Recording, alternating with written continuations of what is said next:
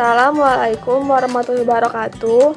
Perkenalkan, nama saya Lia Ataira Rusadi, NIM C1 C020080 dari Prodi Akuntansi Universitas Jambi. Di video kali ini, saya akan menjelaskan materi tentang skala pengukuran dan variabel pengukuran. Berikut materinya. Yang pertama ada skala pengukuran. Skala pengukuran adalah penentuan atau penetapan skala atas suatu variabel berdasarkan jenis data yang melekat dalam variabel penelitian. Pengukuran merupakan aturan-aturan pemberian angka untuk berbagai objek sedemikian rupa sehingga angka ini mewakili kualitas atribut. Skala pengukuran merupakan acuan atau pedoman untuk menentukan alat ukur demi memperoleh hasil data kuantitatif. Lalu berikutnya ada komponen pengukuran. Adapun komponen yang dibutuhkan dalam setiap pengukuran adalah sebagai berikut. 1. Kejadian empiris atau empirical events. Kejadian empiris merupakan sejumlah ciri-ciri dari objek, individu, atau kelompok yang dapat diamati. Kedua, penggunaan angka atau the use of number. Komponen ini digunakan untuk memberi arti bagi ciri-ciri yang menjadi pusat perhatian peneliti.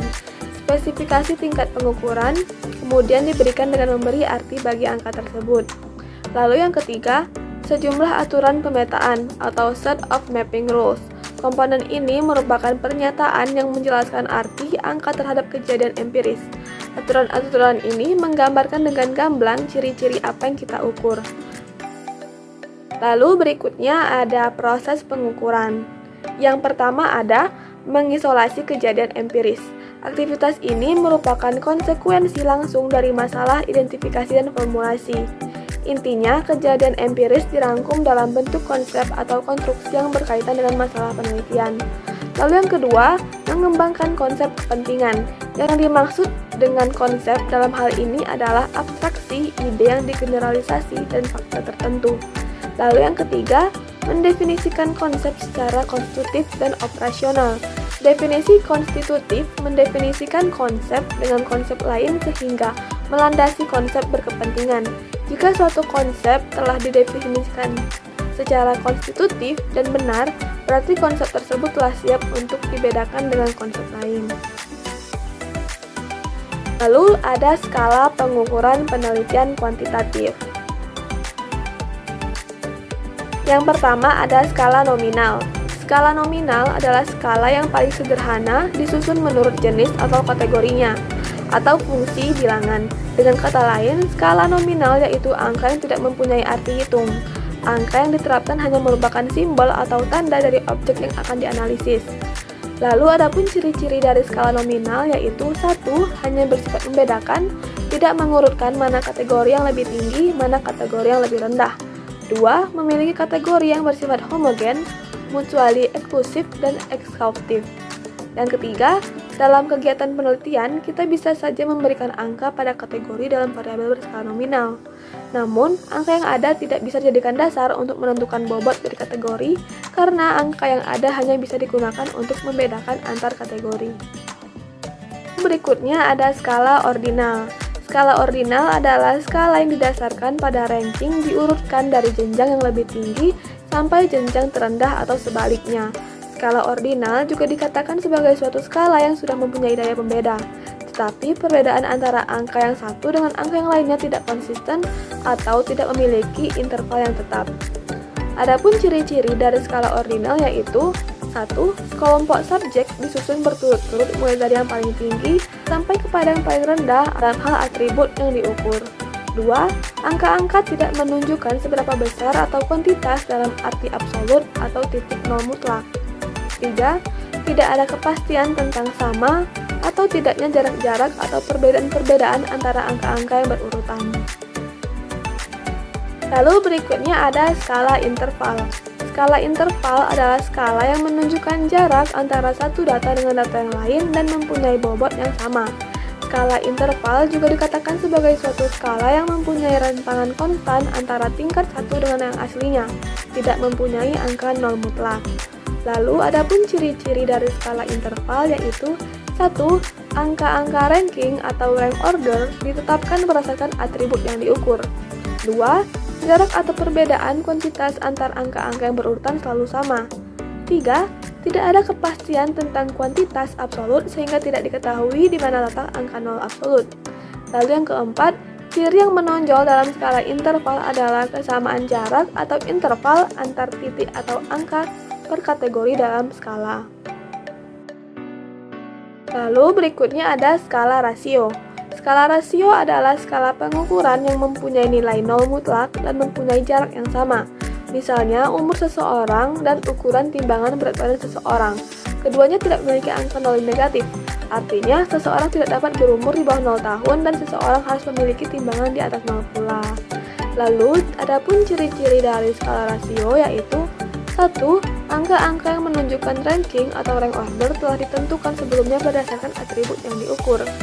2. Interval atau jarak antar angka-angka yang berurutan menunjukkan jarak yang sama. Lalu 3. Mempunyai nilai nol absolut. Artinya, jarak antara tiap angka dalam skala dengan titik nol absolut dapat diketahui secara eksplisit atau secara rasional.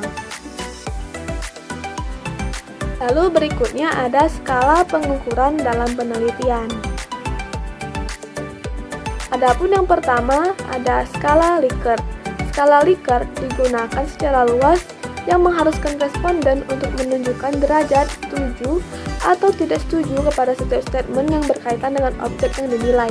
Skala ini dapat dipergunakan untuk mengukur sikap, pendapat, dan persepsi seseorang atau sekelompok orang tentang suatu gejala atau fenomena sosial.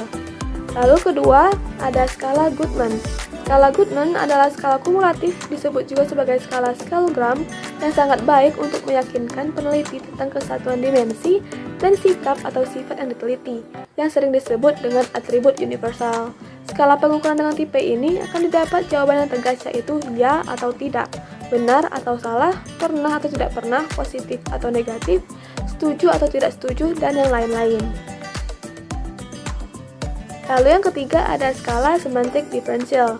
Skala ini juga digunakan untuk mengukur sikap, hanya bentuknya tidak pilihan ganda maupun checklist, tetapi tersusun dalam satu garis kontinum yang jawaban sangat positif terletak di bagian kanan garis dan jawaban yang sangat negatif terletak di bagian kiri garis atau sebaliknya. Data yang diperoleh adalah data interval dan biasanya skala ini digunakan untuk mengukur sikap atau karakteristik tertentu yang dipunyai oleh seseorang. Lalu yang keempat ada skala rating.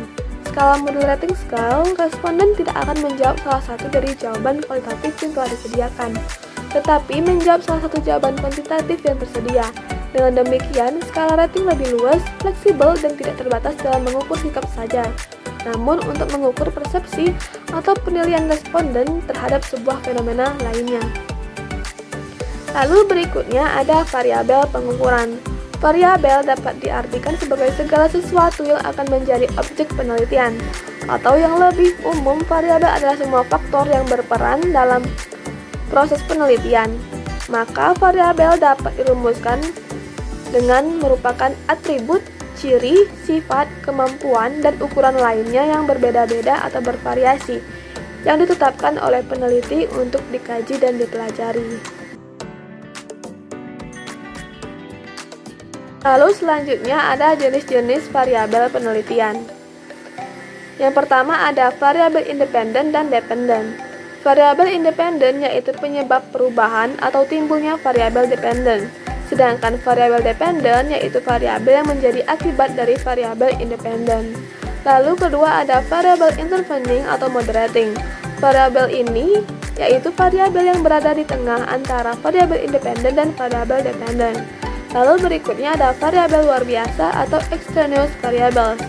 Disebut sebagai variabel pembaur atau confounding variable adalah suatu variabel yang tidak tercakup dalam hipotesis penelitian, akan tetapi muncul dalam penelitian dan berpengaruh terhadap variabel yang terikat. Lalu terakhir ada variabel moderating, merupakan variabel baru yang dikonstruksi sendiri oleh peneliti dengan cara mengambil satu variabel dan mengalihkannya dengan variabel lain untuk mengetahui dampak keduanya.